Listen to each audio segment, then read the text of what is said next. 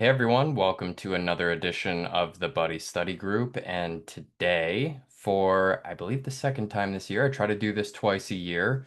It tends to be a fan favorite study group session, but we're going to go over the self-funding objection. And this is something that I've heard from countless long-term care specialists of all levels of experience, all levels of perceived skill.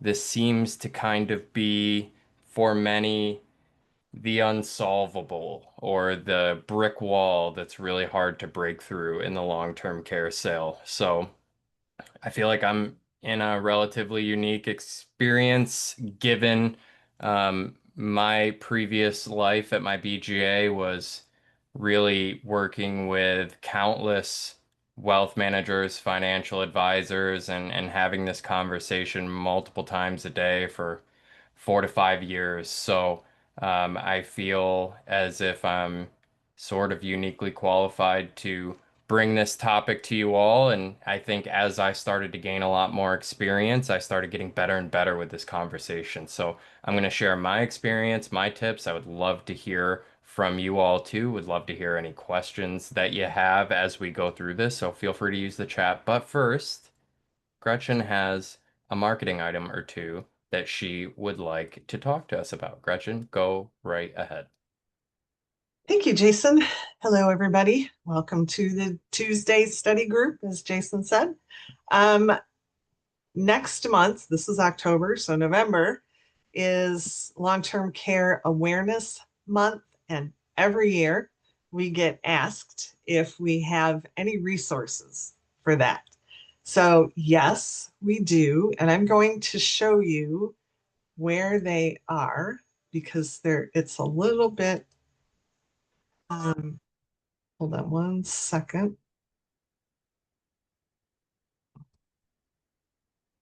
There we are. Just need to make sure I'm giving you the right page. Yep, here we go. Okay, so when you're in the portal over here, and I'm assuming most of you have access to the buddy system, so that's what we lovingly call the portal. Go over here under resources. There's the learning lab. Just click on that, and it's going to bring you here to uh, uh, basically the educational platform of the buddy system. Scroll down to introduction to social media. And so a lot of it is social media based, but not all of it.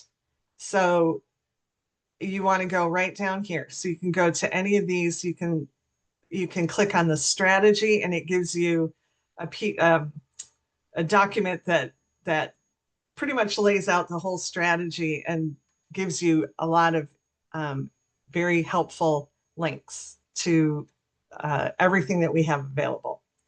So there's that. You can go to the Canva design templates. And this is super easy. You can get a free Canva account. You don't even have to pay. And it'll give you access to edit your own templates. Am I freezing up, Jace? No? No, I got you loud and clear. Okay, perfect. So this is a whole list of templates. So you can use these as they are, or just use them for inspiration if you want to do your own thing, which is fine too. So there's the templates, and then we also have um, sample posting schedule. So we make it really super easy and turnkey. So you can just follow the schedule or just use it again as a guideline for you. So um, yeah, we know. So those are the LTC Awareness Month um, resources that you have. The other thing, just to say on the Canva template, you can, if you're not familiar with Canva, it's super easy to use. So you could use these templates, but just change up the color, change up the logo, whatever it is that you want to do. Canva makes it super easy. So that's one thing. The other thing, so I'm going to stop sharing right now because the other thing, okay, we are trying, we hear that a lot of people necessarily see our emails. And so we are testing out a texting process. So we would push information to you, and we're not going to spam you every day, but we would push important information to you. Um, could be the study group invites, could be the newsletter. We'll push important information to you via text. So we're doing a little test, and I need help with this test because this is also going to help us uh, help inform our strategy for on the enrollment on the group side too. But we need to test it with some of our partners. So I thought I would ask you guys if you would be willing to help us do that. So if you want to be part of this test, and there might be swag on the other end, talking about swag earlier. Um, I'm going to put the number in the chat. Just text start to that number that I'm going to put in the chat in a minute, and you will get put on the list, and we'll start testing. You'll see text messages coming from us, and I promise it's not going to be an everyday thing. We're going to be very selective, but I just want to make sure that it flows, that if you need to opt out, you can opt out. I just want to test it to make sure that it makes sense and that it provides value. It's not just noise, because right now I feel like the emails are getting just lost in a lot of other noise, as we all know. So I don't want to create more noise, but I want to get you guys the information you need when it's important. So I will put that number in the chat, and hopefully we'll get a few of you to sign up and help us test this out. That's Thank it. you, Gretchen. Thank you. Everybody be nice, and if you're feeling nice, sign up for the text messages. Help us to understand what you want to see and what you don't want to see, because I know you guys love talking to us. We love talking to you. So this is just another way for us to be able to do that. All right. Self-funding.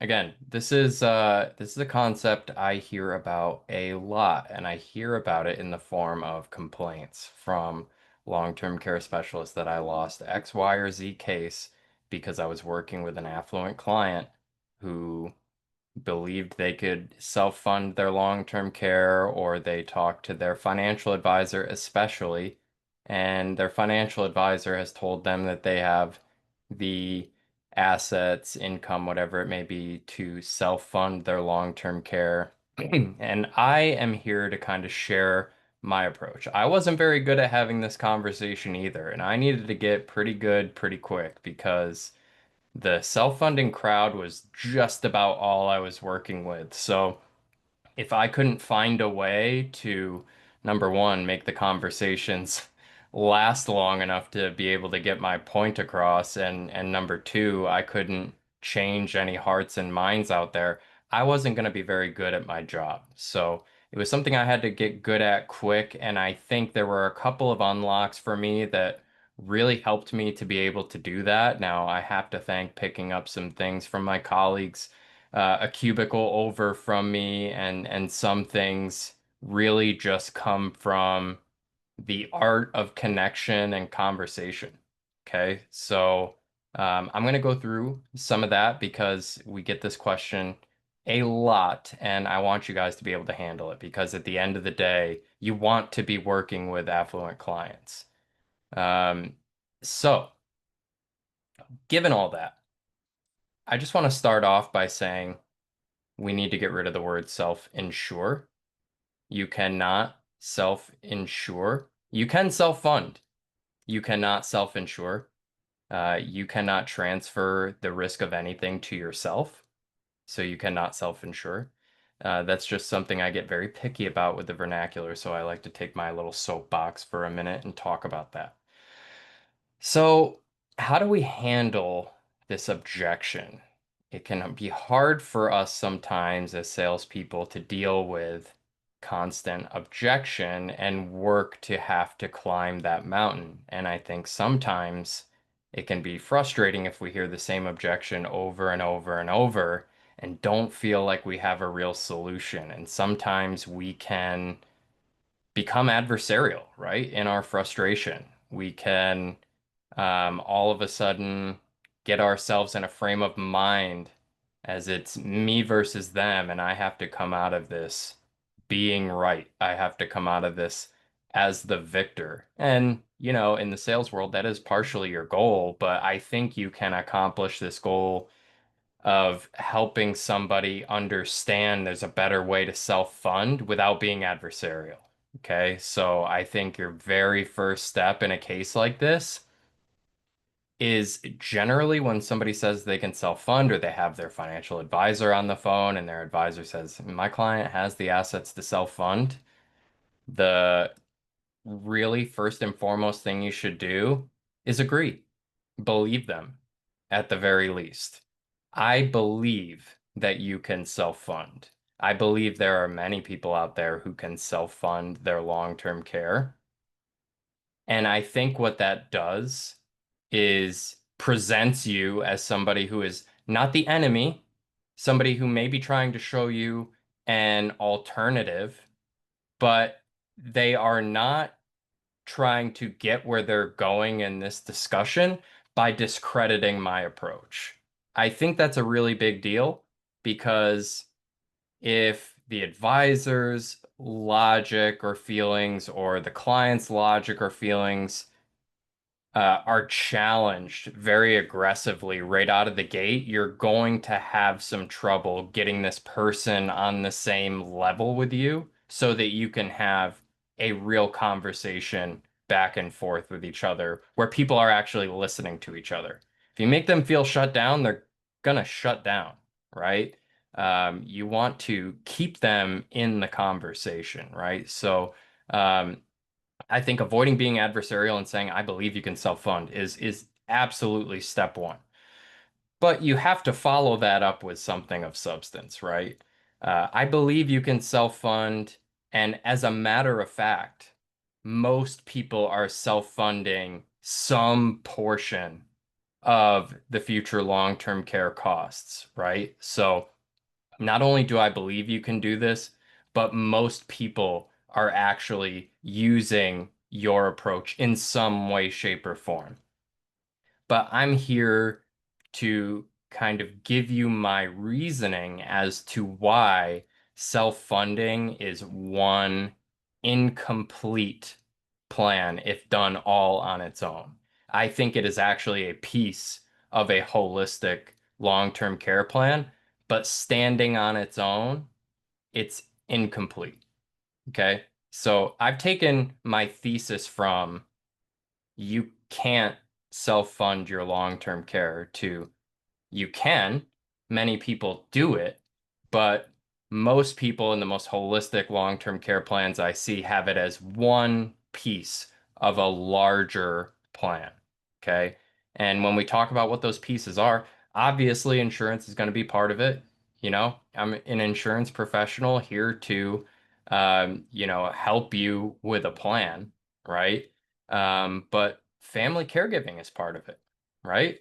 Or just having your family involved is part of that plan, right? Long-term care claims, extended care events are very fluid and they can start with a very small need and ramp up. Many people in the beginning of their claim really rely on their family for very light caregiving or at least helping them to get things in order or oversee a caregiver or take you around to facilities, doing a lot of the vetting for you, right? So that can be a piece of it. Self-funding is definitely a piece of it, paying right out of pocket for your long-term care costs, for the cost of professional caregiving. And insurance is obviously part of that as well, right? Giving an insurance company our premium, transferring some of that risk to a third-party insurance carrier in exchange for a leveraged long-term care benefit, right? So I think when you start to take that holistic approach, not only am I not the enemy, but I'm really trying to get you to understand long-term care as a concept. I'm not trying to um, I'm not coming at it from this angle of like, I'm trying to get at your money, right? I'm just trying to get you to understand a holistic long-term care plan and understand what I believe are wise decisions among many, self-funding being one of them for many people.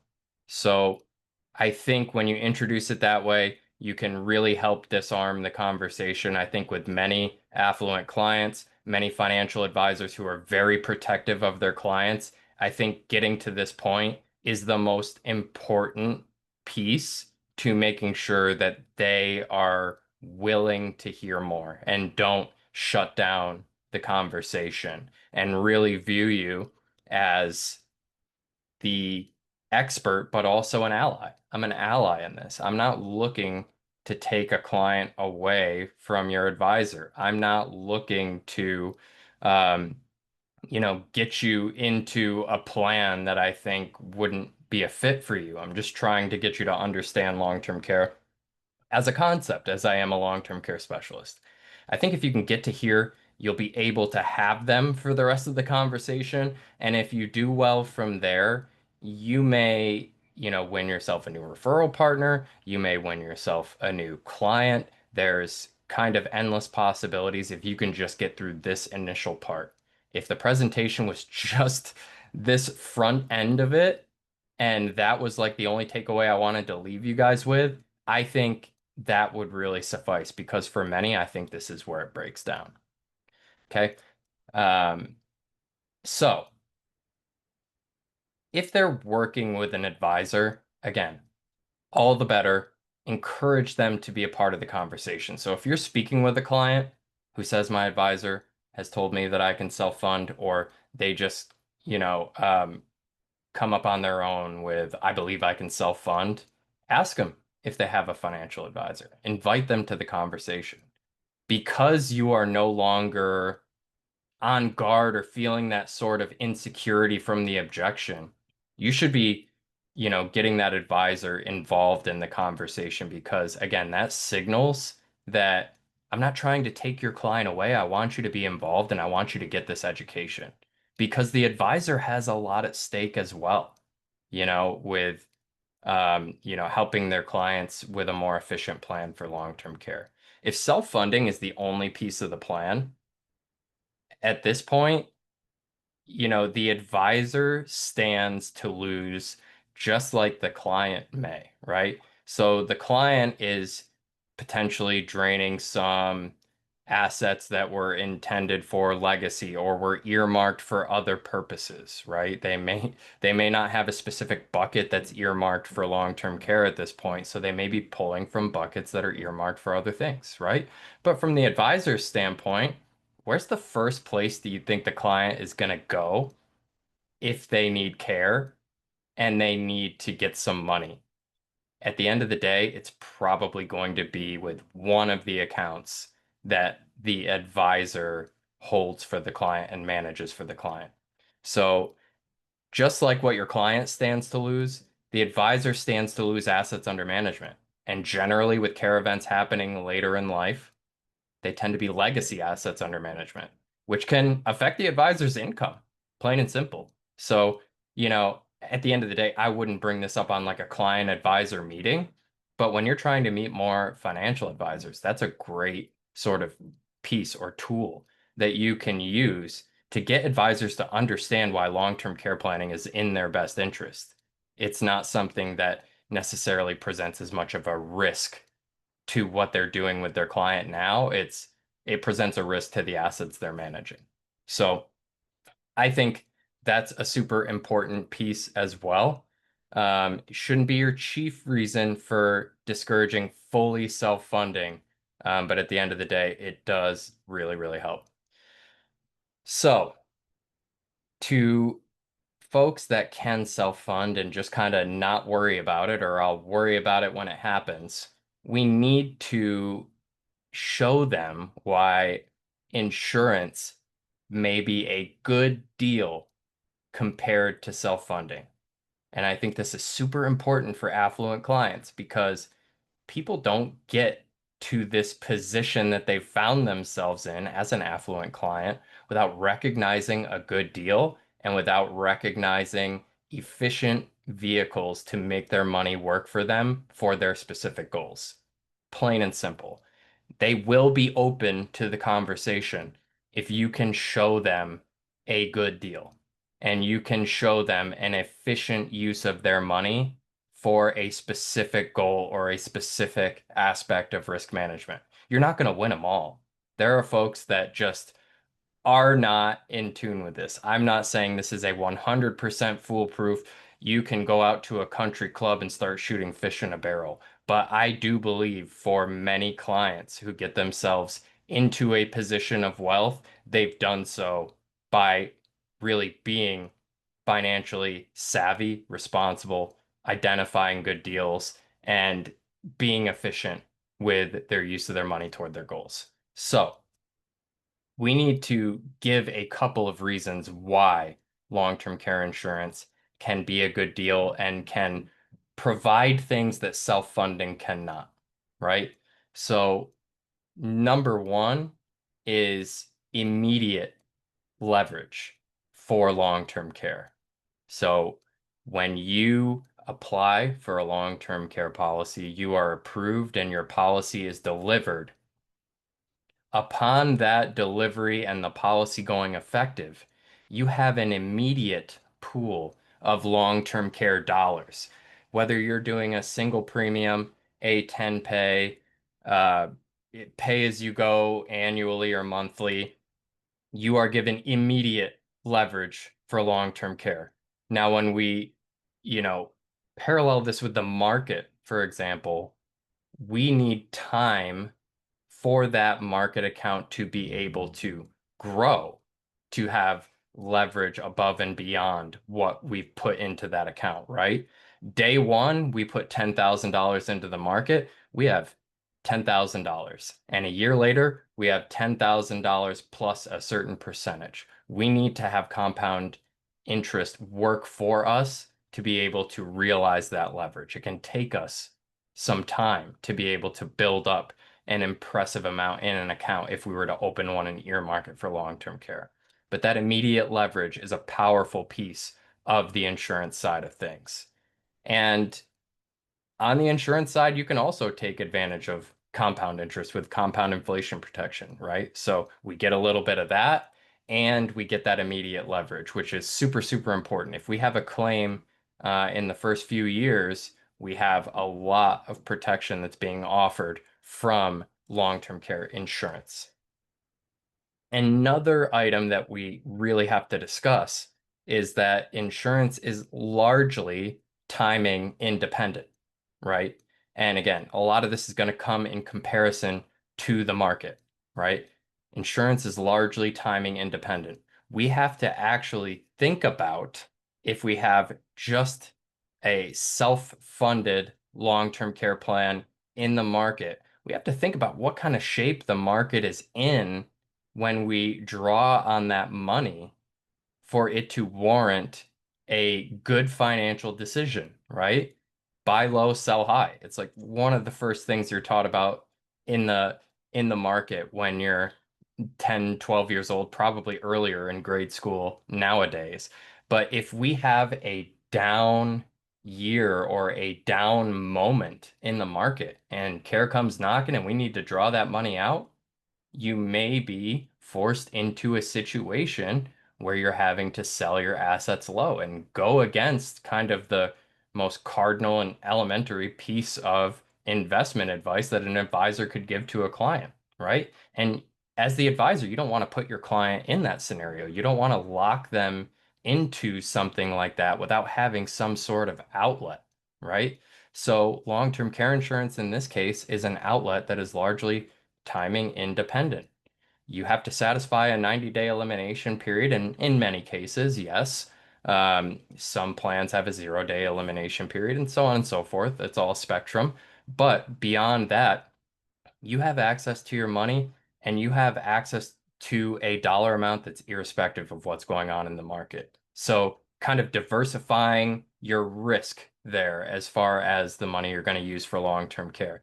You see this in other strategies. You see this in certain pension maximization or or 401k strategies with whole life insurance, right? If the market is down and I don't have to draw on my money, I can maybe take from the cash value of my whole life insurance policy during retirement and allow my market funds, my 401k, to recover, right? Because if we're drawing assets out in a down market, we're working against ourselves in so many different ways. We've got a lot of negative momentum there. Not only is the market down, not only are we actually losing money, but then we're taking more money out. And it's going to take us a lot more than the decline we saw to be able to get ourselves back to square one in positive performance, right? So having that timing independent bucket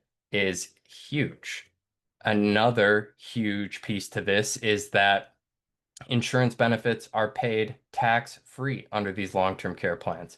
Not all market accounts are tax-free. Many of them are not, right? When you take that money out, you will have taxes to pay. So I mean, at the end of the day, for affluent clients, one of the biggest concerns they're trying to solve is kind of mitigating taxable events, right? You see that at really all levels, but the wealthiest clients tend to, have to hand over quite a lot of money for taxable events. So any way they can mitigate a taxable event is a good thing. So having tax-free long-term care benefits will generally appeal to that crowd quite a bit, right?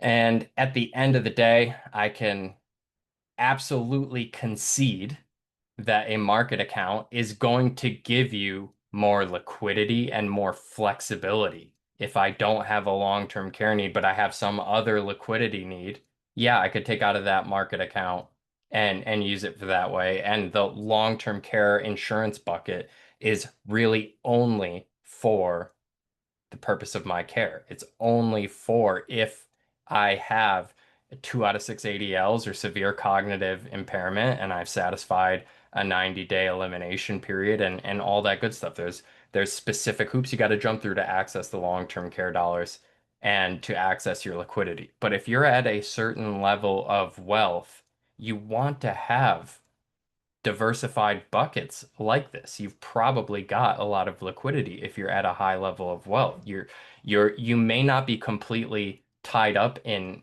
assets, right? So that's really where working with the advisor and being an ally and kind of helping them understand how a plan may work for them is really the key here.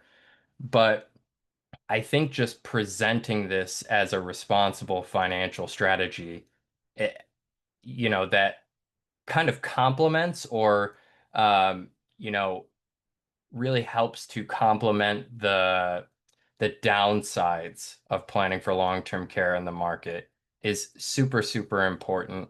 These may be things that the client's advisor just may not have been taught or may not have had presented to them, right? So I think it's super important to get those pieces out there, and you're not going to get them to listen to this without the front end, right? Which is why I put so much importance on that.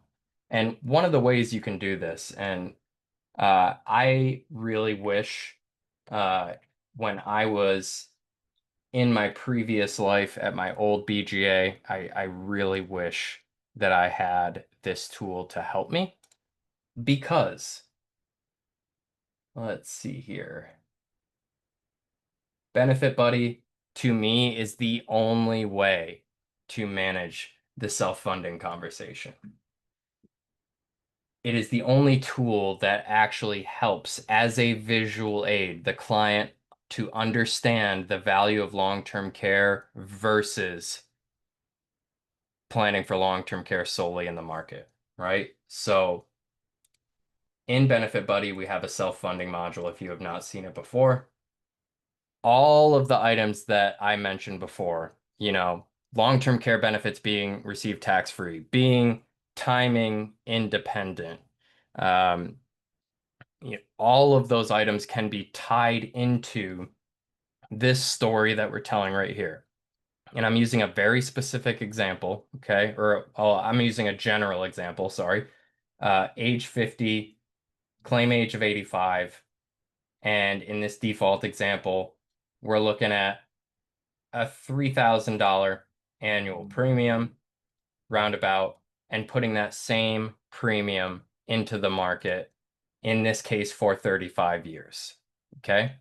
So one of the things you'll set here as an assumption is an annual rate of return that they plan to receive in their market account, right?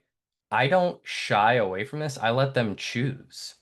What rate of return do you think you will realize in the market account you would earmark for long-term care? I'm a great advisor. My advisor's great. He's going to get me 8%.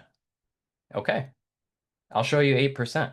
They may want to crank it up to the point where these numbers are actually even, right? This insurance multiplier is kind of equal to the funding multiplier. And in that case, you still have the same story you were leaning on. Tax-free benefits, immediate leverage if you have a claim in earlier years. Irrespective of timing, you could have 8% year over year, but if you try to pull it out at a time where the market's down 10, 15%, even 5%, again, not a very advisable move, and you would want to have long-term care funds outside the market to be able to draw from, right? Benefit Buddy also does a really great job of showing you after tax multiplier if you set a tax on gains percent, right? The advisor may be able to help you with this number, or if they have a CFP, something of that nature, they could potentially help you with this number. But at the end of the day, for every dollar we put into this long-term care plan at age 85, we're going to have about 11.9 times our dollar. And in the market, 8% year over year rate of return. 109,000 total going into this plan, and our account value at age 85 ends up at about 583,000, right? So what we're looking at is value uh, that is over double what we could get in the market in total long-term care value from a long-term care insurance plan, right? And again, this is not to discourage you from self-funding. So I'll get to how I actually do that, right? I don't think it's a good play to show these numbers and say you should do it all in insurance. I don't think that's very consultative. I think that kind of gets back to see all these good points I presented. I'm right. You should really do all of your long-term care planning and insurance. I don't think that's the approach. At the end of the day, what I do is I take it over to the cost of care module and really show them what they're up against. With this plan that we've illustrated on this side, and given a monthly cost of home health care that's projected to be around 22.6 a month at your age of 85, we'll have 16,883 of long-term care benefit, and that presents us with a gap in our funding of about 5,800 a month. How does that look to you? Do you feel comfortable with that? If the insurance seems like a good idea to you, are you comfortable with how much we've covered here? Would you like to cover more, or would you like to cover less?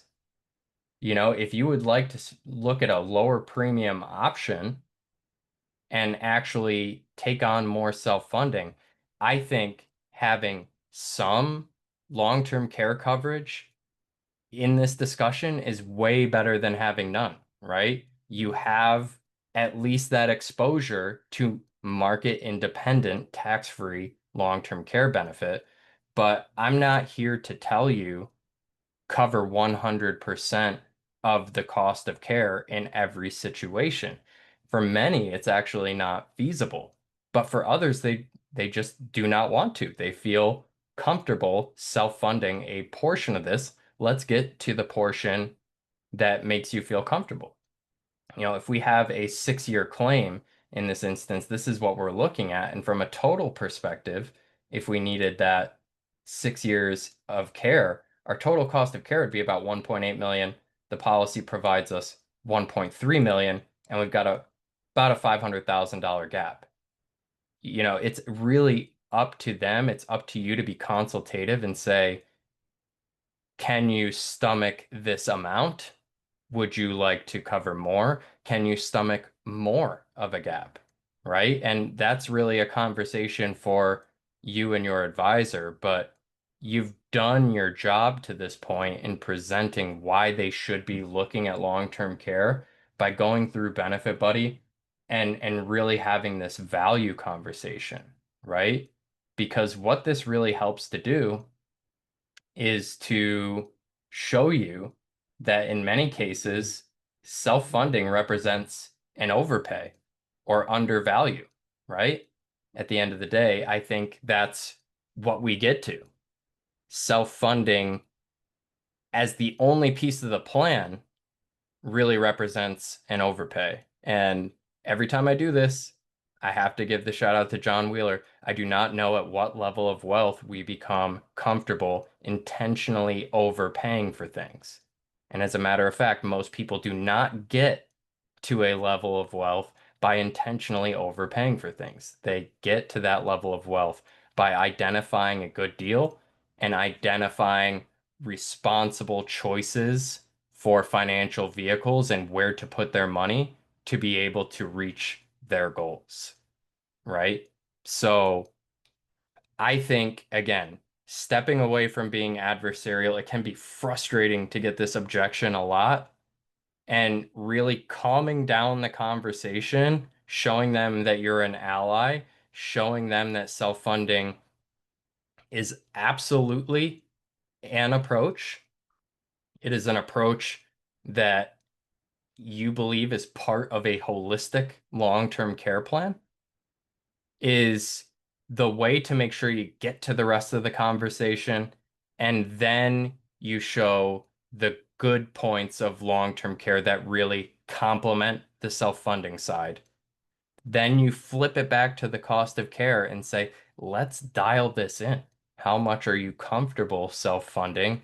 How much do you want to take of this good deal on the insurance side to cover you for long-term care costs?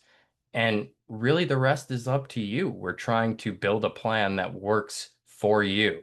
I'm not going to get in the way and say, I made a few good points. Now I'm going to hold you down and really force you to overinsure yourself beyond your own comfort, right? I still think at the end of the day, because they have the funds, does not mean that they have to buy an exorbitant plan. These folks may understand the value and they may buy a larger policy or they may start small and do something more later. But at the end of the day, it's about getting them to understand that insurance is a complement. It's not the enemy of your financial plan, and it can really help the advisor too. You know, the more your client is covered on the insurance side, the less they will have to draw from your assets under management.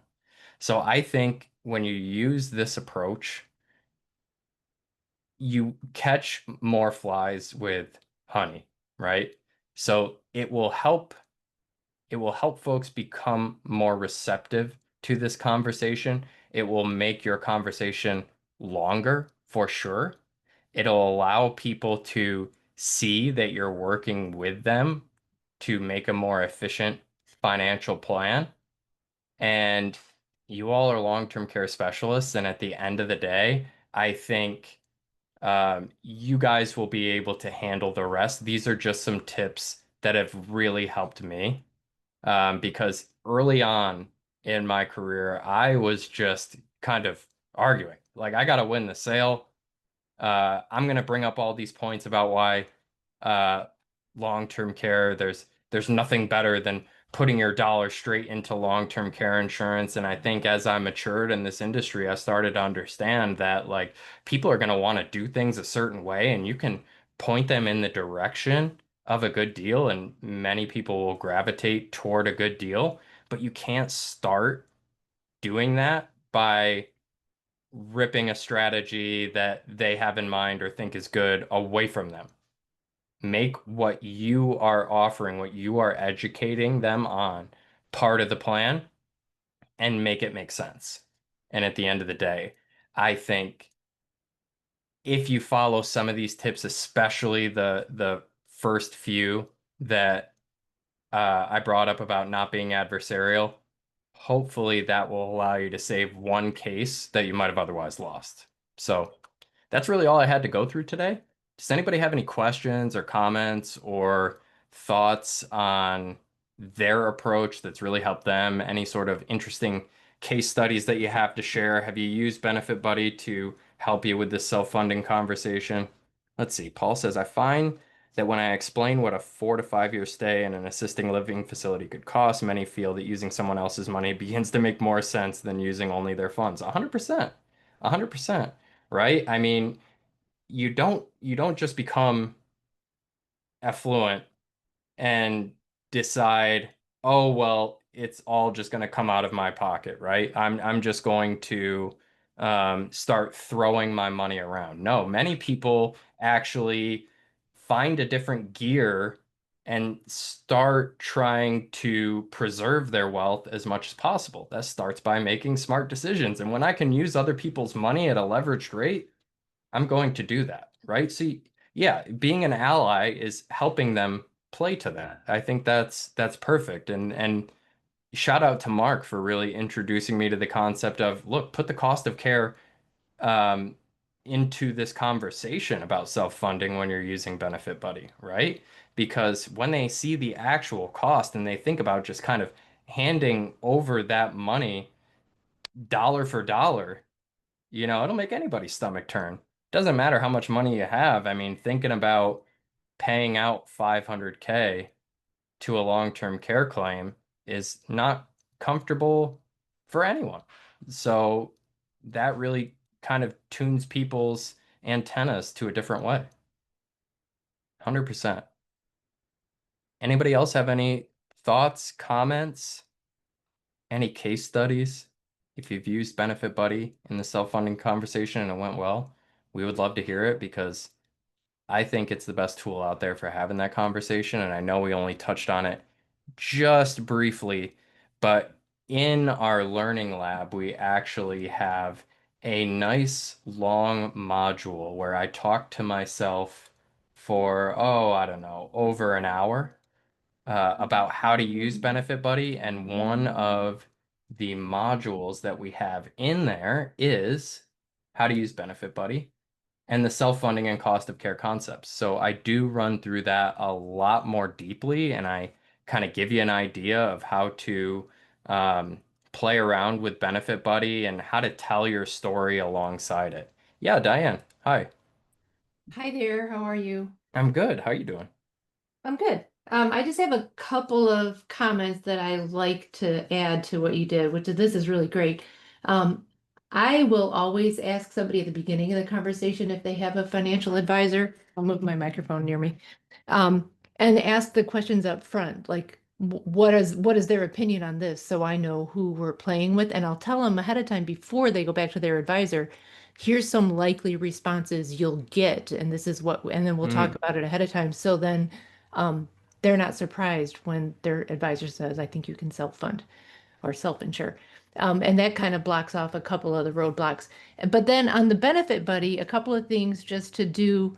Um, Putting in the self-funding, play around with that before you get in a meeting with them to look and see, because sometimes if you do that and it shows the self-funding gets you to 2.1 million and the insurance gets you to 1.6 million, now how are you going to battle that right in the middle of a conversation? So, 100%. so their age makes sense on that too. And just kind of play around with different percentages and see what would it take to make it a good story. And then also, you've always also got that client who says, well, why don't I just put 109,000 into an account and let it make money for me instead of doing the 31, 35 a year? So play around with what that would create as well. So you have that conversation ready if that's the story that they want to bring to you. Awesome. Yeah, I couldn't agree more with everything you said there. I think it was a perfect complement to what I went through. Mhm. Number one, we kind of agree on making sure that the advisor is part of that conversation as early as possible, right? But I love where you kind of brought it to what is your advisor's opinion on this? Have you talked about this before? So you're not kind of flying blind and you're a bit more prepared for that conversation. And it's going to take practice, guys, with this specific conversation before you feel comfortable, you know, being so bold as to say, get your advisor on the phone. Let's have a chat, right? Right. Yeah. That confidence has to come through, or it's not going to look very pretty. But you got to fake it till you make it. I mean, we can't just we you have to start somewhere, right? And I think getting that advisor in on the conversation may help you educate. Yeah, Peter, go ahead.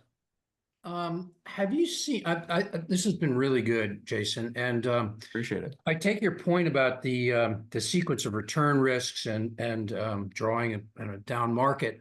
But have you seen a lot of my clients are using home equity and like HECMs, for example, as a buffer asset to draw down in down markets to avoid sequence of return risk and to be available for an expense like long-term care. So how do you respond to those that say, well, I could just use my home equity as a buffer asset and draw on that in a down market? Yeah, I think it all depends on what you have specifically earmarked that asset for and what you believe the value of, one asset versus another really gives you in that scenario, right? So at the end of the day, I think like having a bucket that is earmarked specifically for long-term care that's going to get you that instant leverage in early years should you have a claim. There's still merit to having long-term care insurance as one of the buckets. And of course, if you have a claim that is longer than expected, or again, at the end of the conversation, we're going to kind of dial this up and down based on what you're dealing with, right? Based on what you have in the market, based on what you have for a HECM or your home equity. We're going to dial that into your existing plan. So we're not overfunding you with long-term care insurance. So at the end of the day, some folks may be just so balanced in their portfolio and their plan and really good for them. You should congratulate them on that. It's all about where can we fit in a little if it makes sense, right? To me. Can I just one quick follow-up? Of course, I yeah. mean, it seems to me that the key then is just how likely is the event? And what, I mean, I just don't know. Is it a third? Is it a fifth? I mean, what is the likelihood that somebody's going to actually have to draw? Once you turn age 65, it is generally over 50%. Really? Yes. So yeah, it can be down to the likelihood of the event, but it also depends person to person, right? Family history definitely does matter.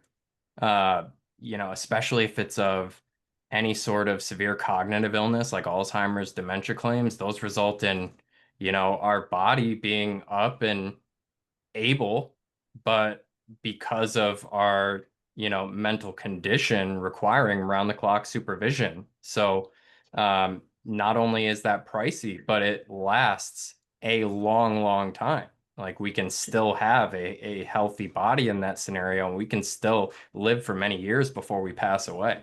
So it really all depends on the person you're talking to as well. And you can't win them all, right? Yeah, You, I would also jump in and add, the CLTC kind of approach to it is, don't guess at the likelihood, right? yeah. 100% of people, can we agree, need a plan? Yeah. And what are the consequences of not having a plan?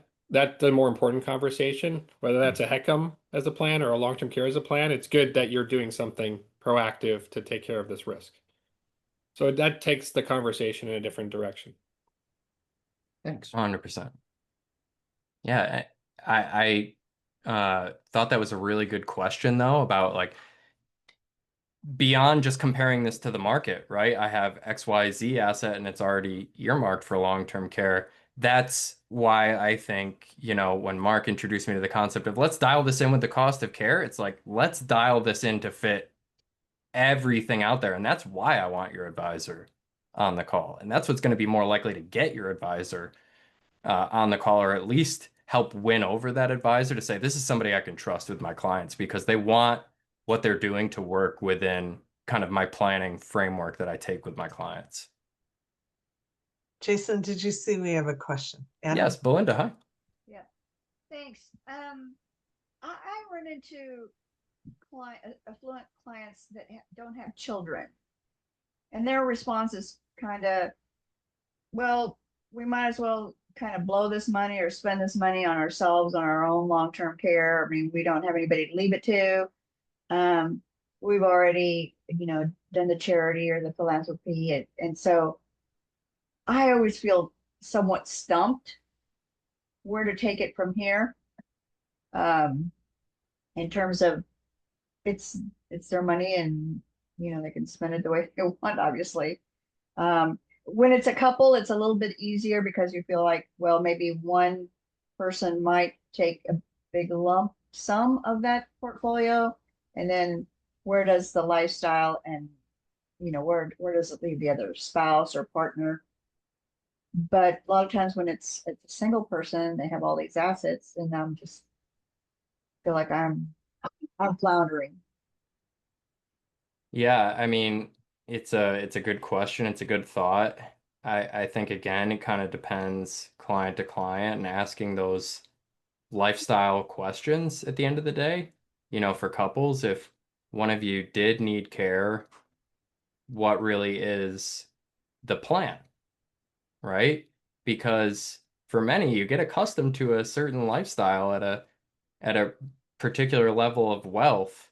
And I think, putting that on hold to be the direct caregiver for your loved one is probably not part of the plan, right? You want some level of professional care, and that's kind of where we get back into in funding that professional care. We still want to find the best deal, the best avenue to be able to do that efficiently, right? And for single folks, we don't even really have the option of having our spouse be our direct caregiver. Maybe, we have an adult child, or we have somebody else who is very close to us, but you got to talk through it with your family and make sure, like, is that actually part of their plan too? Yeah, Diane, go ahead. Yeah, and in addition to that, if you don't have kids or anyone to worry about, who is going to be worrying and paying attention to you? Because Yes. if you can't call the insurance company or you can't call the care manager and say, I need help, somebody has to be there to be able to help you. And the insurance companies all have divisions that can step in and do those kind of things. Even the cash plans have claims people that can help you find resources. I mean, you can have all the money in the world, but if you don't know who to call because this is the problem you have, who's going to do that for you? Right. That's also you, right? That's your value as a long-term care specialist, your experience with helping people activate their claims. You're connected to, um, you know, franchises like Amada Senior Care, right? That can help with claims activation and can help with home health care. Having that individual that you can lean on and call and say, Diane, I'm going through X, Y, or Z. I know we did that planning for long-term care and I have this policy. What do I kind of do next? Right? So having that ally is helpful. Yeah, I would also add, like, for couples, Belinda, sometimes they are under this like impression, well, we'll take care of each other. Yeah. But can you picture your spouse is the same age as you, and at 80 years old, they're going to take care of you? And what about the surviving spouse, right? Which is usually, the wife. Those kind of topics, they're not really thinking about the logistics of what they're proposing there. So, Mark? Yeah, Mark. mhm. Also wanted to say, first of all, by using up all your money too, you don't know, you might leave your spouse without coverage, without anything, and in a bad situation financially. But the other thing is what kind of quality care do you have? You know what I mean? Do you want, and maybe you don't have enough money to have the best care that you want, and it's better, I always say, to hedge your bet to at least have something. And I read something the other day I thought was good, is only person that's going to worry about your older self is your younger self. Yep. 100%. I agree. Yeah, giving yourself options, right? Having multiple buckets. Like you're working with people who are already working with people who are helping them with financial strategies, and you just happen to specialize in this area. Yeah, David, go ahead. Thanks for all the participation, guys. Really appreciate it. Yeah, thank you. Yeah, Hey, I use that married thing a lot because you're right. You're going to be 80 something. How are you going to do it? And then what if he uses up all your money? You got to shoot him early or what? I mean, it's going to be a problem. You see your life savings diminishing. That's pretty brutal, and it puts your spouse in a hard way. And you married her, you loved her. Do you really want to have her feeling that way? I mean, just feeling like you're going to take all the money away? Or do you even want to be the one? I mean, these are emotional issues, but if you raise as a question and let them talk about it, I found that they pretty quickly decide, well, no, we want some, and you don't want to go to the cheapest place in town where you wait for an hour and a half after you push the call button. You want somebody to show up in 5 or 10 minutes. So you get what you pay for, don't you, in life? 100%. Yeah. And I love that you guys are kind of adding the human element to this. I gear a lot of this discussion to, you know, getting the advisor involved and getting them to understand the planning logic along with the client and understanding the value of a good deal. But there's a huge human element to this too, and the best long-term care specialists out there, and a lot of people who are, regular presenters of this study group, Rhonda, Linda, Diane, you hear from them all the time, even if it's not the actual topic at hand. Questions.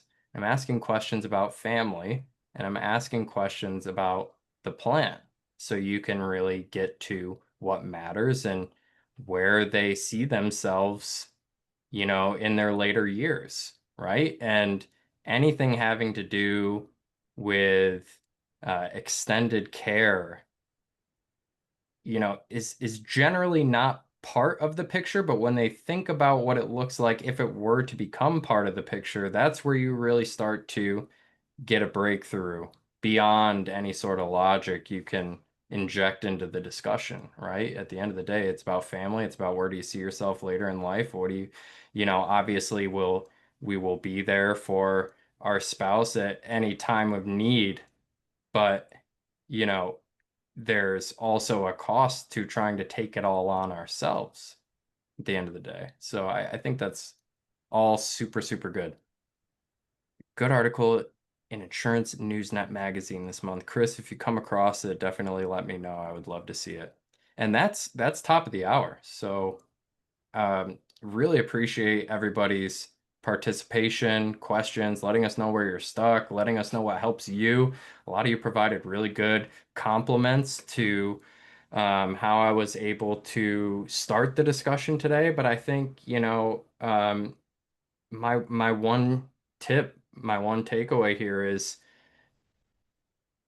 don't try to be an adversary or try to catch yourself being an adversary and try to be a bit more collaborative. Try to be an ally. Try to play into the angle. I believe you can self-fund, but let's look at the insurance approach and see if it looks like a good deal for you and see if it can complement what you're already doing and what you've done a great job doing. I think, again, you catch more flies with honey. That will help you extend those conversations. That'll help you win over more financial advisor referral partners. And at the end of the day, it'll help you win more clients and you become more consultative that way. So hope this was helpful. We'll probably do this again next year. Get asked about it a lot. Really appreciate everybody's time and input. Remember all the stuff Gretchen said about the text message opt-in and the long-term care awareness month modules we have in our learning lab. Thank you, everybody who's already opted in. I can see you. You've made her very happy. That means you've made me very happy. So thank you, everybody. Be well, and we'll talk to you this time next week. Have a good one. Thanks. Bye.